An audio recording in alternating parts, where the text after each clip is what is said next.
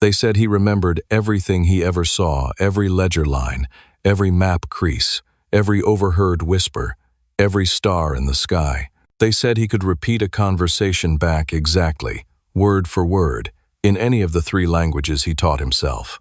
They said he solved problems grown men couldn't understand, and predicted storms 2 days before the clouds gathered.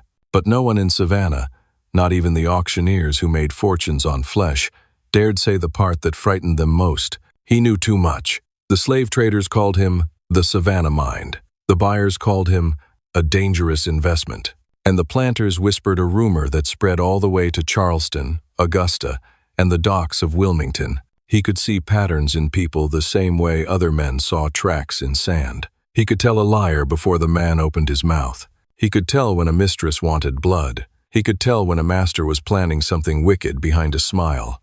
Some swore he could even tell when a man would die. His name was Leon, though no one knew if he'd chosen it for himself or if someone long dead had spoken it over him. He appeared in Savannah in the winter of 1858, without a past, without paperwork, without a bill of sale, just a chain at his wrists and a mind that frightened the men who profited from human suffering. And for the first time in the city's history, the slave auction house on Bay Street closed its doors for a private sale. Because whoever bought Lion wouldn't just gain labor. They wouldn't just gain a body. They would gain the sharpest mind in the South, and maybe something too sharp to hold. Something that cut the wrong way. And the slave traders, superstitious to the bone, whispered a second rumor. He ain't natural. He knows things a man shouldn't. But behind Lion's quiet eyes was a secret even the traders didn't know. He wasn't there to be bought. He wasn't there to serve. He was there on purpose. And the mind they thought they could sell was already 3 steps ahead, calculating every exit, every guard, every weakness in the room, like he was plotting the theft of the entire city. Because Lion wasn't just observing Savannah. He was hunting someone in it, someone who thought they'd erased every trace of what they'd done to him.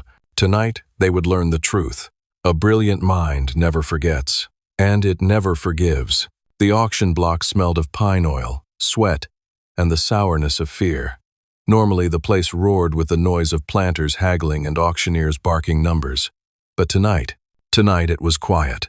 30 men stood in the shadows, wealthy enough to buy the whole wharf, but they didn't speak. They only watched the dark figure standing alone beneath the lantern.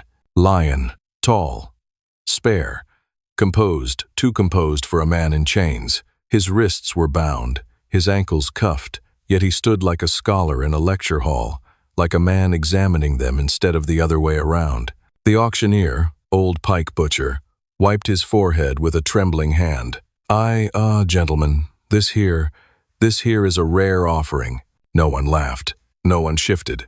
No one blinked. Lion lifted his eyes to the balcony where the richest bidders stood. His gaze passed over them, sharp and cold, reading them like pages of an open book. He spoke for the first time. You don't want to buy me. His voice was calm, measured, dangerous because of how soft it was. A ripple moved through the room. Old Mr. Harlow, a cotton baron with hands like claws, snorted. What did he say? Lion didn't repeat himself. Instead, he turned to him, head tilted slightly, studying, evaluating. You're thinking of bidding first, Leon murmured. Not because you want me, because you don't want the man beside you to have something you don't. Harlow stiffened. The man next to him shifted uncomfortably. Murmurs spread. Pike Butcher looked like he wanted to run. He'd told everyone Lion was book smart. He hadn't told them the rumor that frightened even him. Lion saw people too clearly. I don't like the way he talks, muttered a rice planter from the back. He ain't supposed to talk that way, said another. Lion ignored them all. His gaze slid past the bidders, toward the windows overlooking the river. Moonlight glittered on the black water. Ships creaked. Somewhere out there, he knew, was the man he'd come for. And he had only one night left to reach him. Pike cleared his throat. Bidding starts at... Don't, Lion said softly. The auctioneer swallowed. He said the number anyway. 2,000. A gasp rippled through the crowd. 2,000 was a fortune outside of Charleston or New Orleans. Too high, too dangerous, too insulting. Then something stranger happened. Not one man raised his hand. Lion watched them shift, breathe, sweat. They weren't afraid of the price. They were afraid of him. He spoke again. "You want to know why you hesitate?" No one answered. "Because every one of you has a secret," he said. "And you can tell I know which one belongs to which man." Several men stepped back. One crossed himself. Another turned for the door. Pike Butcher panicked. If no one bid, he'd lose the most valuable sale of the year. "He's bluffing. Just a clever tongue, that's all." Lion smiled, the first expression he'd shown all night. "If I'm bluffing," he said gently, "why is your right hand trembling every time you look at the gentleman in the blue coat?" Pike froze. So did the man in the blue coat. The room erupted. "He knows something. Witchcraft. No man can read minds. Get him off the block." Pike moved forward as if to shove Lion down, but Lion stepped aside, chain clinking, gaze still calm. "You can't sell a man who sees the truth," he said. "But you can try." Outside, thunder rolled, though the night sky had shown no clouds, and Lion raised his head as if he'd been expecting it. The auction had begun, but not the one the planters thought, because Lion wasn't the merchandise. He was the threat. The morning after the auction, Savannah's streets still hummed with the gossip of the impossible sale. A slave who could rattle professors, silence planters, and raise a room full of wealthy men into a bidding frenzy had become the city's newest obsession. But inside Judge Abernathy's mansion, the atmosphere was different. Tight. Watchful. The judge had paid an absurd sum for the young man they were calling the genius of Savannah, and now he wanted to know exactly what he had bought. The genius's real name, he claimed, was Isaiah, a soft-spoken youth with eyes that took in everything, even when he pretended not to look. He was given a small room beside the library. Not with kindness, but caution. Judge Abernathy did not trust him. Brilliance unsettled him. Brilliance in a slave infuriated him. By the second morning, Isaiah was escorted into the library, a towering room of polished mahogany shelves stuffed with leather-bound volumes. A fire crackled. 2 deputies stood by the door. The judge gestured toward the desk. "Sit," he said. "We test your claims today." Isaiah sat. The first test was arithmetic, blistering chains of numbers dripping off the judge's tongue like hot coals. Isaiah answered each before the judge finished speaking. The second test was geometry. The judge drew a diagram. Isaiah corrected it. The third test was Greek. The judge asked him to translate a passage. Isaiah gave 3 translations: literal, poetic, and philosophical. The judge's fingers tightened around the edge of the desk. He had expected intelligence, not mastery, not superiority. By noon, the judge dismissed the deputies and leaned forward. "Where did you learn all this?" he asked quietly. Isaiah hesitated. "I learned from books. No slave reads like this." Isaiah looked down at his hands. "Some do. Most aren't allowed." The judge's eyes flickered. Isaiah continued, gently. "I listen. I remember. I don't forget." He did not tell the judge the truth, not yet. That he was trained by someone the South believed dead, that he had memorized entire volumes in minutes, that his mind never stopped working, calculating, building, that his memory was perfect. But the judge wasn't satisfied. He rose from his chair and walked to a locked cabinet built into the wall. He removed a thick ledger bound in cracked red leather, the kind that could ruin families if its contents were ever exposed. He placed it in front of Isaiah. "Read it," the judge commanded, "but do not speak a word of what you see." Isaiah opened it. His breath stilled. This was no ordinary ledger. It was a hidden record, a secret list of names, accounts, transactions, politicians, businessmen, judges, slave traders, even preachers. And beside many names were not numbers, but symbols. And the why did it different to the self? This was a map of corruption, blackmail, murders disguised as debt, deals that controlled half the South. The judge watched Isaiah's face carefully. "You understand what you're reading?" he asked. Isaiah nodded once. "And you will not repeat it," the judge added. Isaiah closed the ledger gently. "I remember everything in it." The judge's expression snapped. "Everything?" "Yes," Isaiah said quietly. The judge stared at him for several long seconds. "Then I have made a terrible mistake," he whispered, because Isaiah now held the most dangerous knowledge in Georgia, knowledge that could collapse plantations, destroy fortunes, shatter families, end careers, ignite investigations powerful enough to tear apart the city's most protected men. And one thing was certain: the judge could not allow a slave to carry that knowledge free inside his skull. By nightfall, Isaiah's room door was bolted from the outside. By dawn, whispers had begun among the household servants that the judge had called for a locksmith, that he was setting aside funds for an accident, that he had written a private letter to a man known only as Mr. Vallon, who handled delicate eliminations.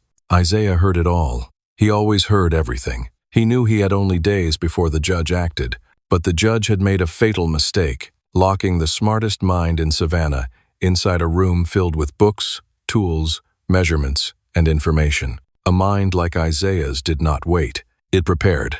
And that night, with the moon high over Savannah and the house asleep, Isaiah began building something precise, something silent, something deadly, because genius is a gift, and sometimes it is a weapon, and Isaiah was done being hunted.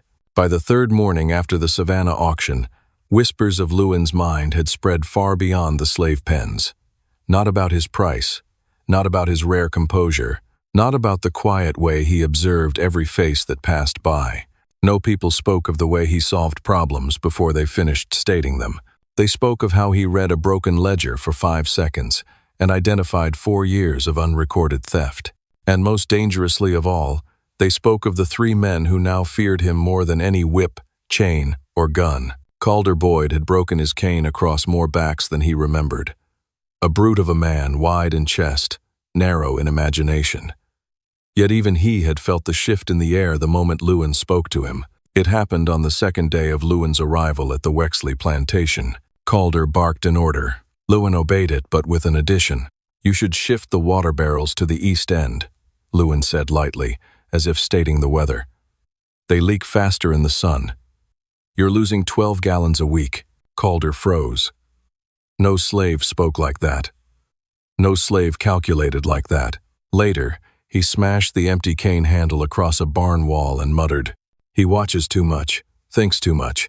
A brain like that ain't natural for his kind." But that night, as he tried to sleep, he kept replaying Lewin's calm eyes that didn't flinch, didn't bow, didn't tremble. They assessed, measured, understood. Calder had dealt with rebellion, disobedience, even murder, but he had never dealt with intellect, and that terrified him more than any blade. Silas Wexley, current owner of Lewin, was a man who built his world on control. His power didn't come from brute strength. It came from prediction, knowing how men behaved, how slaves broke, how overseers obeyed, how fear shaped the bend in a person's back. But Lewin did not bend. His first week on the plantation, Lewin reorganized the drying sheds unasked. Silas arrived furious, intending to punish the presumption. Then he noticed something. The yield increased by nearly 30%. "Who told you to do this?" Silas asked coldly. Lewin met his gaze steadily. "You needed it done." Silas felt the fuse inside him, indignation, then irritation, and worst of all, recognition. This young man saw him more deeply, more accurately, than any bookkeeper he'd hired. Men like Silas thrived only when others stayed predictable. Lewin was not predictable, and Silas Wexley hated anything he couldn't control. The third man who feared Lewin had not yet met him face to face. Judge Ephraim Bellwether received a letter, a short one, from Savannah. A warning. The boy knows numbers. He knows patterns. He knows things he shouldn't know. And he whispers your father's name. The judge's blood ran cold. His father's accounts long buried. A fortune lost in suspicious circumstances. A death that wasn't clean. A ledger that vanished. A secret that should have been sealed forever. The judge tightened his grip on the letter until it tore. "What does he know?" he whispered. The letter offered no answers, but Judge Bellwether immediately summoned riders.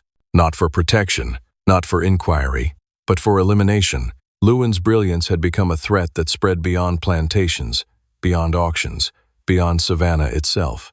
A young slave who understood numbers too deeply was dangerous. But a slave who knew legacies, who could follow the money, the bloodlines, the lies, he was lethal. While the 3 men fretted in private rooms, exchanged terse letters, and stewed in their suspicions, Lewin stood in the cane fields under the warm glare of midday sun.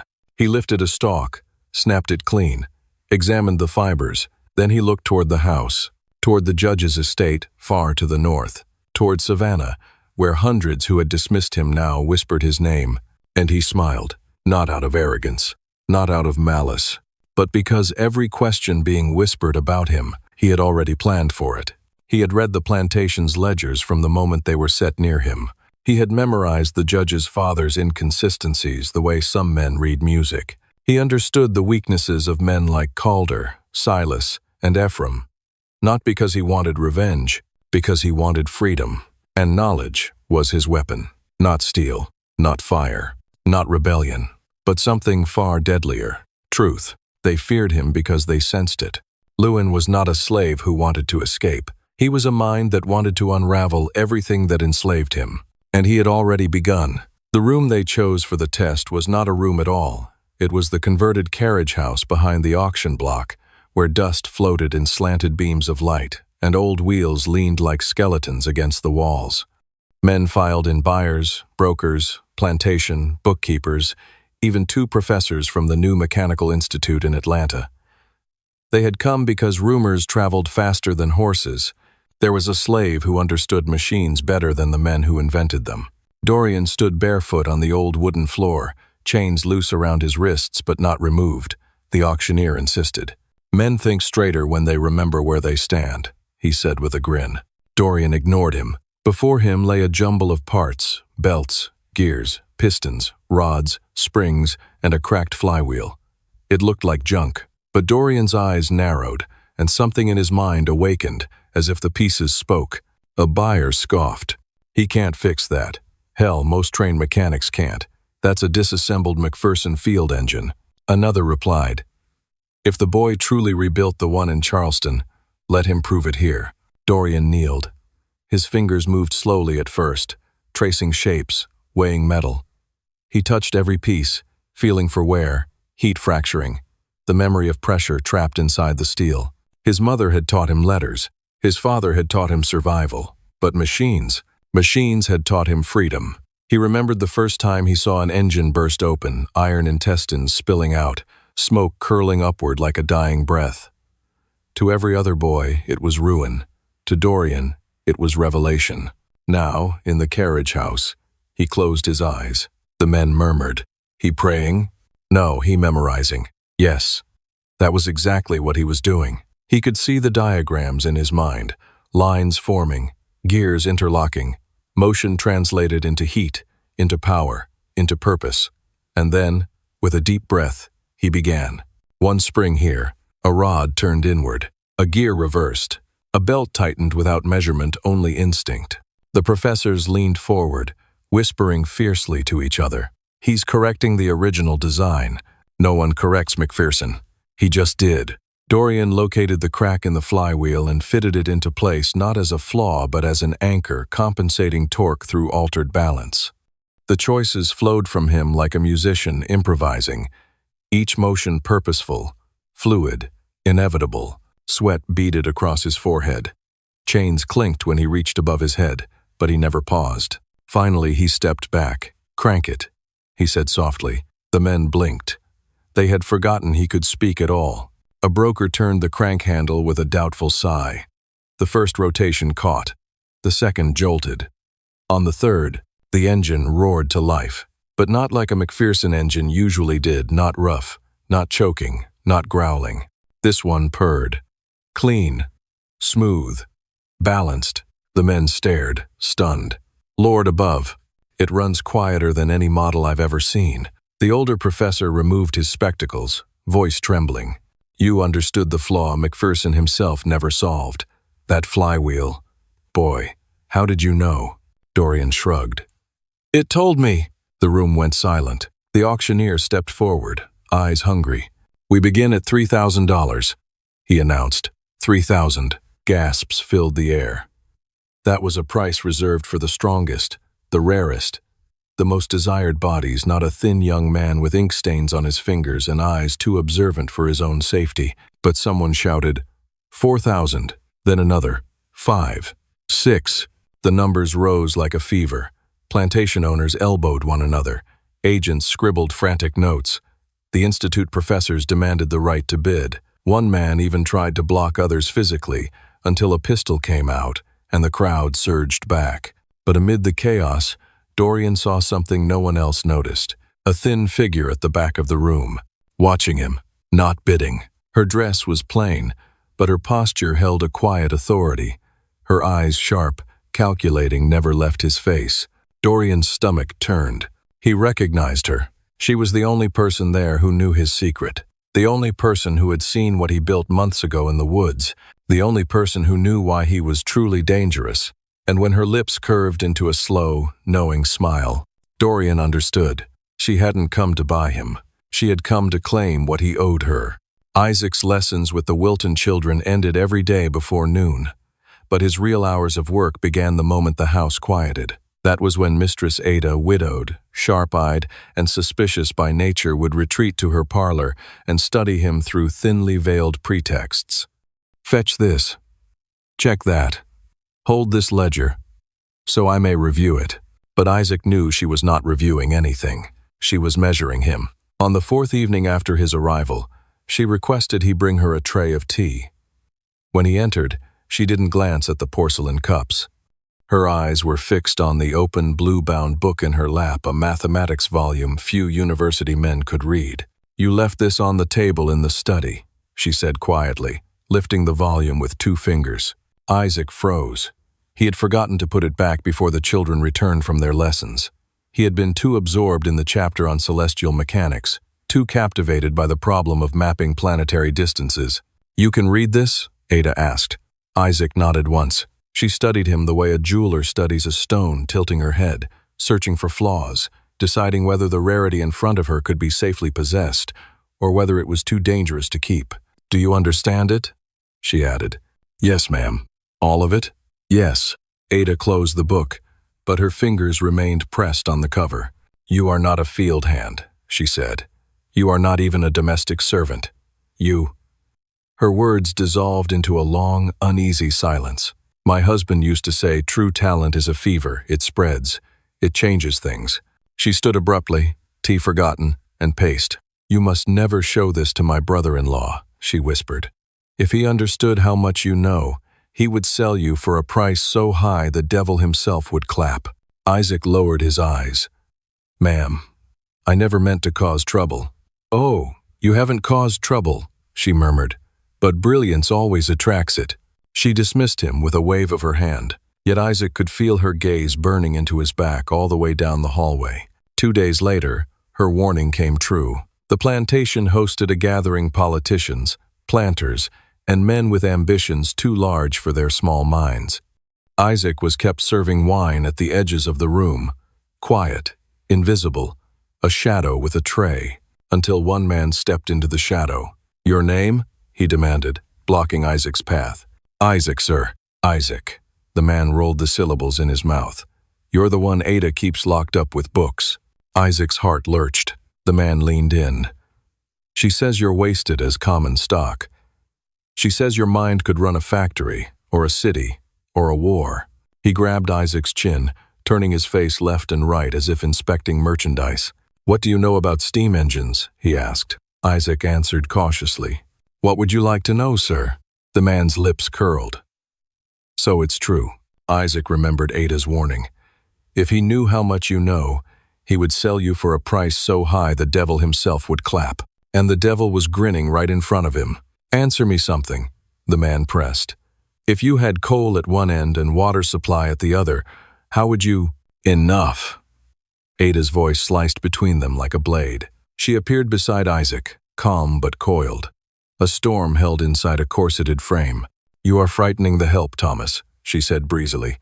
"He spills wine when he's nervous."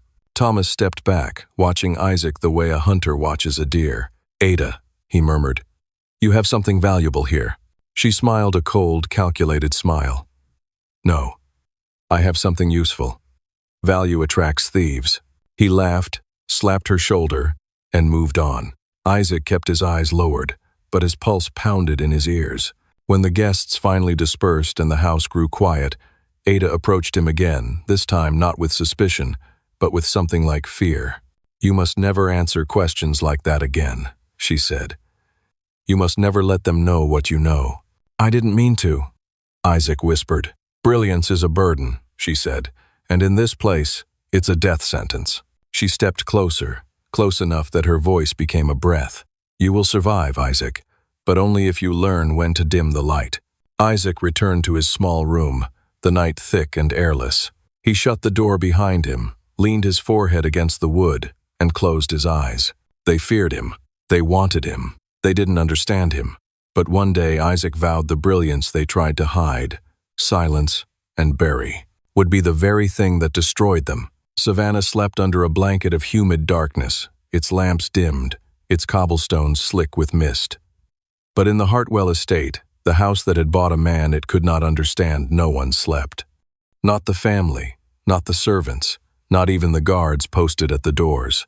Because somewhere inside that house, Elijah the enslaved man whispered about from Charleston to Mobile, the man whose mind burned too bright for bondage, was moving through shadows like smoke.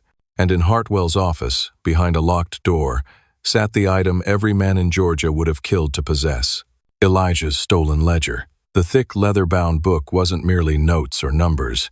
It was a thunderbolt disguised as ink. Inside it were diagrams, sketches, calculations, visions of devices that had no place in 1858 Georgia. Steam engines redesigned with impossible efficiency, cotton gins without blades, pulleys that needed no horses.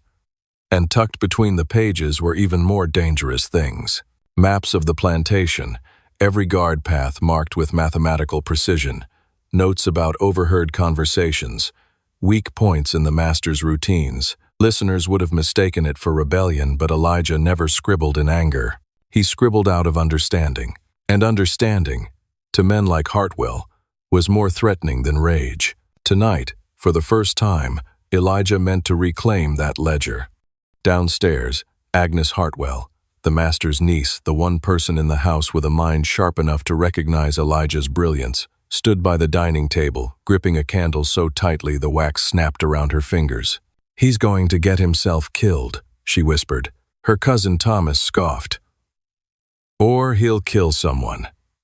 People like him don't think the way normal men do." Agnes shot him a look cold enough to cut glass. "People like him? You mean brilliant? Or simply born in chains?" Thomas clenched his jaw, but had no answer. No Hartwell man ever did when Agnes spoke the truth out loud. From the window, she saw movement, just a flicker near the office door. "Elijah," she breathed. She blew out the candle and slipped into the hallway. Inside Hartwell's office, Elijah knelt before the locked drawer. He had memorized the tumblers months ago. His fingers worked in silence, eyes narrowed, each turn of the pick aligning with perfect mechanical intuition. He didn't sweat. He didn't tremble. His mind was too busy calculating every sound in the house. Guard at the rear door. Heavy boots. Pattern of 7 steps. Hallway floorboard. Third plank bends 1/4 inch under weight. Aunt Hartwell's coughing fit. 12-second intervals. He could predict the house like a weather pattern. The final click snapped softly. He reached inside. His hand brushed the leather edge of the ledger, and then he heard it. The breath. Not Hartwell's. Not a guard. Agnes. "I knew it," she whispered from the doorway. Elijah stood slowly, the ledger held at his side. The candlelight behind her haloed her silhouette, turning her hair into a golden blur and her eyes into dark pools of warning. "You shouldn't be here," she said. "I must take back what is mine." "Elijah." She stepped closer, lowering her voice. "If my uncle catches you with that, he won't beat you. He won't sell you. He will end you. Then I must not be caught." Her breath shook. "You're planning something. I can see it in your eyes like gears turning. Tell me." He studied her face, the only face in Savannah that looked at him with something other than ownership or fear. For weeks, she had found excuses to speak to him, to ask about books, machines, theories. She had recognized his mind before anyone else ever dared. But even she could not be trusted. "Not fully. I am planning survival," he said at last. She swallowed. "You can't outthink a system built to crush you. I already have. His calmness rattled her. Elijah. What is in that book? Why is my uncle so obsessed? He exhaled slowly, a sigh shaped like centuries of silence. It is the record, he said, of a mind that refuses to die just because someone demands it. Her lips parted. She understood. And that terrified her more than anything else. You need to run, she whispered. Tonight. He stepped closer, ledger under his arm. I need more than escape. What then? Time. Precision. And the truth. Before she could answer, a sound cracked down the hallway, heavy footsteps, faster than a patrol, too direct to be accidental. Agnes's face went white. My uncle, she whispered. He knows. Elijah moved first, swift, silent, decisive. He pressed the ledger into Agnes's hands, shocking her. Hold it, he hissed. Hide it. Anywhere. But now. The footsteps grew louder. Elijah slipped into the shadows behind the office door just as Hartwell stormed in, red-faced, breathing hard, carrying a lantern in one hand and a pistol in the other. Agnes, he barked. Why is this door unlocked? Her answer would decide both their lives. She lifted her chin, eyes steady. I wanted to borrow a book, she said. Hartwell's gaze swung to the open drawer, and everything in the room, in the house, in the entire crooked world went very, very still. Night fell over Savannah like a curtain drawn too tight, heavy, airless, pressing. The slave quarters were quiet, but that quiet was wrong. It was the quiet of listening, watching, waiting. Caleb sat alone on the dirt floor of the storage shed behind the main house, a single lantern burning beside him. The faint glow lit the papers spread around him, stolen documents, copied ledgers, rewritten shipping logs, numbers, routes, names, dates. Every page placed with precise intention, like a battlefield map before a war. He wasn't hiding his work anymore. Tonight was the night he stopped running from what he'd uncovered. Tonight he forced Savannah to face it. He had pieced it together over weeks, secret inventories from the harbor official, plantation bills of sale hidden under fake names, coded receipts passed between respectable men. Every one of them tied to a network that stretched across Georgia. Masters illegally importing captives from Cuba and Brazil long after the international trade was banned. They smuggled children into the marshes at night, processed them like cargo, branded them with false plantation names, and auctioned them in Savannah under invented identities. And they thought no one would ever catch them. But they had never met a mind like Caleb's.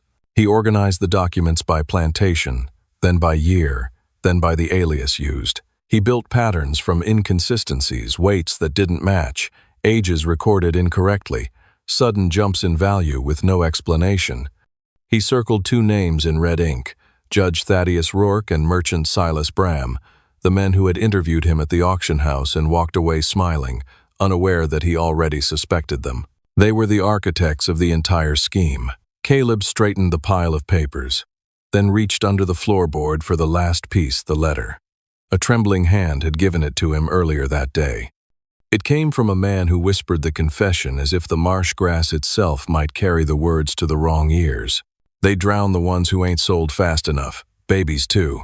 Caleb had not responded. He couldn't. If he spoke, his rage might have filled the room and shattered everything inside it. Now he folded the letter into the stack and tied it with rough twine. A knock sounded outside. Mara slipped in through the door, silent and tense.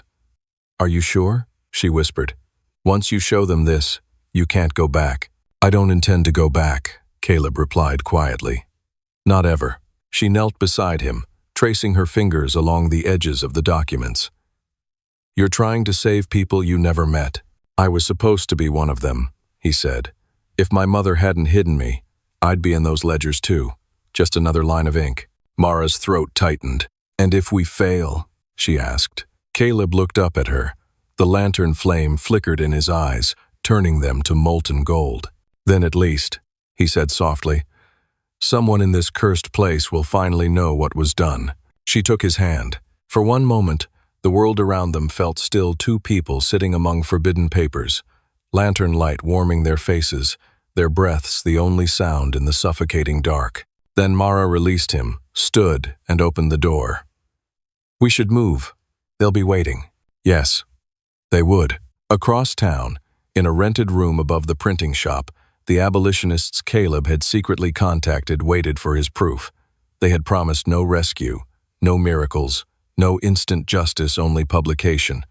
Exposure. The kind of exposure that could not be burned or buried. Caleb gathered the documents, tucking them under his shirt. As he stepped outside, the night air wrapped around him like a shroud. Frogs croaked in the marsh. The moon was a thin blade above the treetops. Mara brushed dirt from her hands and followed him down the path. Halfway to the gate, Caleb stopped. A shadow moved behind the fence, another near the water barrel, then another.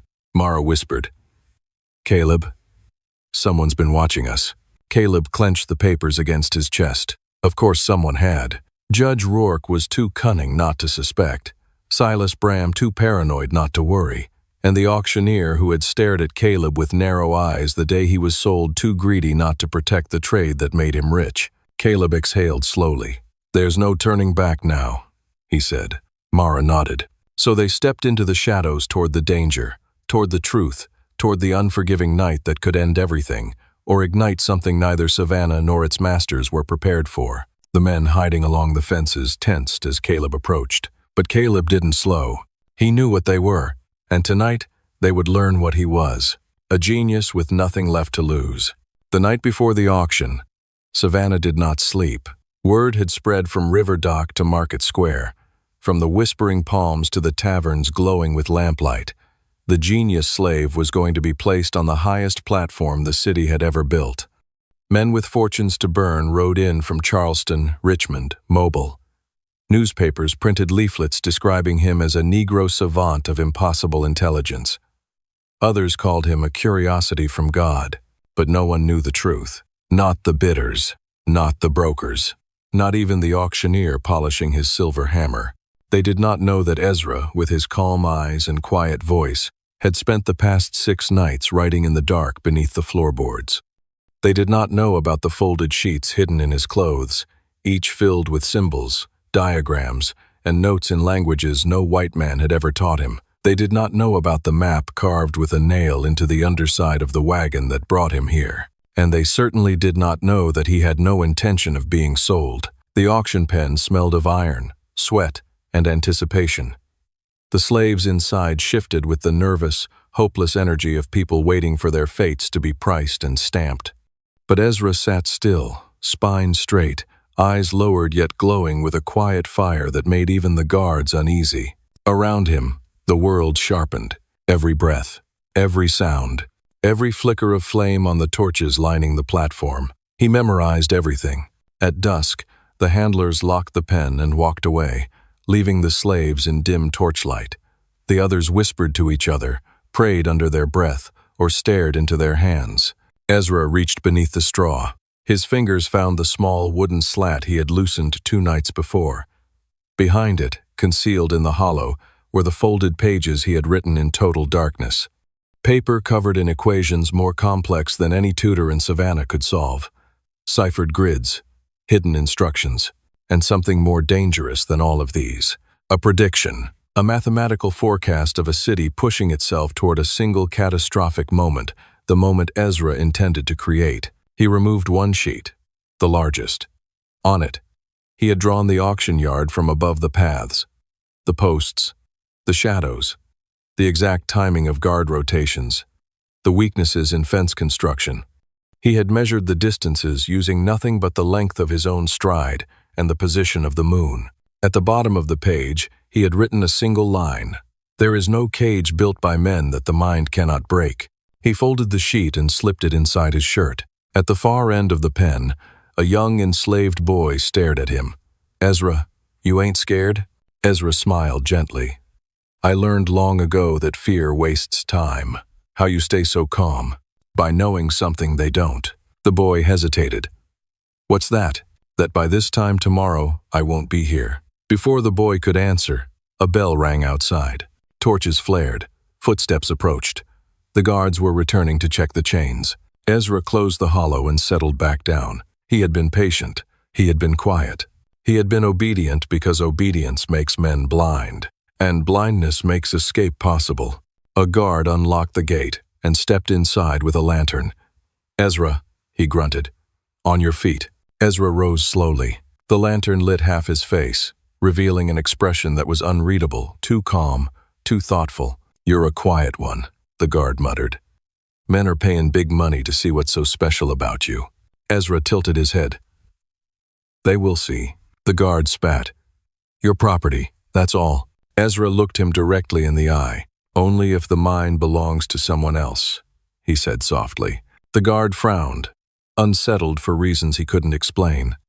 He stepped back toward the gate, raising the lantern to check the chains along the wall. That was the moment Ezra had calculated for. The guard's boot heel was exactly 3 inches from the cracked board beneath it. The board Ezra had weakened. The board that bent with the slightest weight. The guard shifted and the wood snapped. He pitched forward, lantern flying from his hand.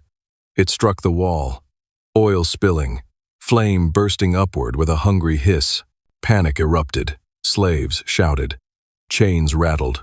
Smoke curled fast and black. The guard scrambled to his feet, coughing, reaching for the keys at his waist. He never saw Ezra move. A precise kick, a strike to the throat, a twist of the wrist. The keys dropped into Ezra's hand. The guard collapsed. The slaves stared in stunned silence. Ezra walked to the boy first and unlocked his irons. Then the next, and the next. His voice remained calm, steady, commanding. "When the fire draws the men from the front gate, we move. Stay low. Stay silent. Follow the shadows. Follow the timing I will give you." "But Ezra, how you know the timing?" He touched the side of his head. "Because every step they take has already been counted." Outside, flames grew, smoke rising into the night sky. Shouts echoed from the other yard. The guards were running. Just as Ezra had predicted, the pen door swung open. Ezra stepped into the smoke-filled darkness of Savannah, not as a slave awaiting sale, but as a man whose mind had already freed him. The night was only beginning, and the world, unprepared, unaware, unimagining, was about to learn what a brilliant mind could do when it refused to belong to anyone. Savannah never forgot the boy they once tried to sell like livestock because he became the man they could never own. For decades after the auction, elders whispered about the slave genius with the unnerving eyes, the one who walked away from chains as though he had been born with the map of freedom engraved beneath his skin. His name was Ezekiel, though by the 1,870 people spoke it with reverence, like scripture. And across the South, his story unfolded not as rumor, but as consequence. Tati, the Hayden estate where Ezekiel had first been chained in boyhood, never recovered. Its library burned in a single night, mysteriously, flames eating through ledgers, breeding charts, and ownership rolls until nothing remained but ash. People claimed to see a figure walking through the smoke, calm as a priest among incense. The overseer, who once cracked a whip near Ezekiel's face, died choking on his own tongue after boasting he would hunt that genius down himself. Doctors could never explain it. The auctioneer who tried to sell Ezekiel for $10,000, declaring him the most valuable slave in Savannah, drowned in 3 inches of water behind his own office. Those who had profited off Ezekiel's intelligence found their houses burned, their books rotted, their fortunes uprooted as though cursed. But no court could ever trace a single deed back to Ezekiel. He was a ghost, yet the kind that lived. What Savannah dismissed as dangerous cleverness, abolitionists recognized as brilliance. Ezekiel's gift for numbers, machines, and languages became legendary across northern cities. Newspapers quietly began calling him the Black Da Vinci of the Carolinas. By the 1,880, students at 2 universities studied engineering diagrams copied from notebooks Ezekiel had written by hand while enslaved. He never signed his name on any invention. He said freedom didn't need ownership. It needed proof that a mind born in bondage could still eclipse the world. Ezekiel returned only once. Old now, gray at the beard but bright in the eyes, he stood at the crumbling gates of the old Hayden plantation. Vines had overtaken the slave quarters. The fields lay dead beneath weeds. The big house leaned like a skeleton too tired to stand. A young boy approached him. "Mister, did you used to live here?" Ezekiel did not answer with sadness, nor anger. Just truth. "I survived here." The boy blinked. My mama says this place is haunted. Ezekiel smiled faintly. No, it's healed. When Ezekiel died, his funeral drew freedmen, scholars, preachers, engineers, and children who had never met him but had memorized his stories like bedtime scripture. No one knew where he learned mathematics or how he solved problems faster than professors. No one knew how he escaped chains that should have broken any man. No one knew how so many of his former masters suffered impossible fates.